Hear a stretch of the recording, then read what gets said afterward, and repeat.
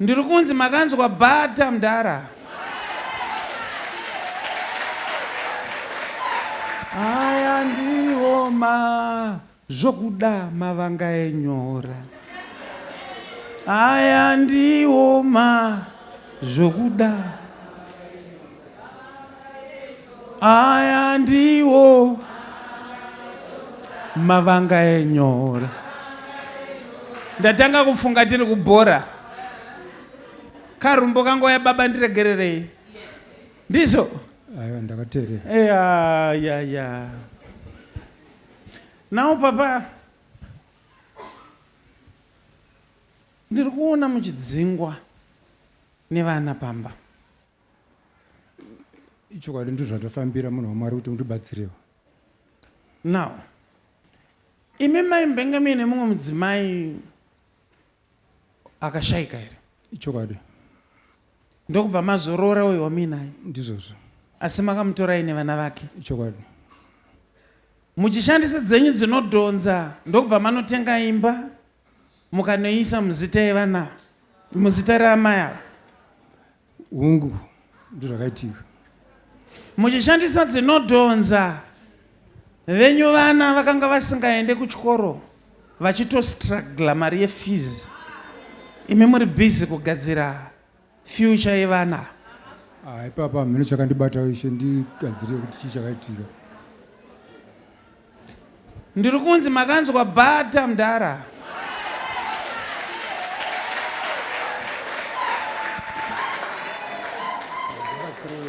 Ndibatsire munhu waMwari.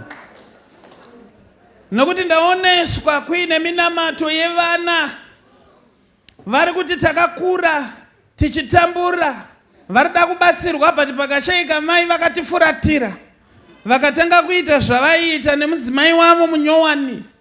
Taienda tichida mafizi hatina kumbobvira tawana isu. Saka kana vati varida kubatsirwa, aiwa munhu waMwari mune matikanganisira. Isu sevana tine bitterness, sevana tiri kurwadziwa. Ndaoneswa in the realm of the spirit, vana ava vakaita connive namai vavo. Saka iko zvino imba iri muzita maamai vakukudzinga imi, vakuti hapasi penyu. Imimi kuti murambirepo bepa harizi kutaura imi, raakutaura mukadzi uyu. Kutaura kuno mukadzi uyu watoedha mazita evana vake paimba iyoyo. Imimi nowhere to be found. Kuti nditi kudyiswa, kuti nditi chii, kuti nditi rudo, asi ndinongonzwira tsitsi vana vakasiyiwa vari nherera. Nokuti minamato yevana ndo yakadayirwa, vaigara vachingonamata siku nesikati kuti koisiwo. Imi varume kana maakupinda murudo, pindaiwo musingakanganwe mhuri dzenyu. Zvinobatsire kukanganwa veropa rako uchida vasiri veropa rako.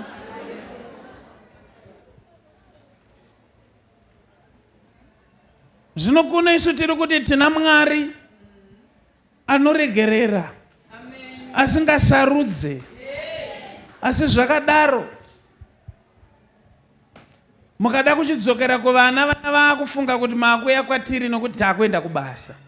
Vanofunga kuti maakuzovada nokuti vaane kaupenyu kari nani. Asi zvisinei, regai ndikugadzirirei. Aiwa ndotenda. Muzvinzwa? Ndotenda. So I will tell you, weakness 1. Pamanganga muchichinja mazita nei. Pane bepa 1 rakakanganwikwa kuisa kufile kucancel. I1. Ndibatsire munhu waMwari, ndibatsire. Ndatokubatsirai. Ndiri kungoti netsoka dzenyu endai kukanzuru. Muchanoona minana. Kune bepa 1 raigona kuita kuti zviite kuti mutadze kuzove nemba iyoyo. Ndo rakakanganwikwa kuisa file. Mukangoenda kukanzuru imba yayenyu. Zvino chizviitai runyararire. Munogadzirisa, asi kana maona munana uyu moita kuti imbai ivewo nemazita evana venyu vamakabereka.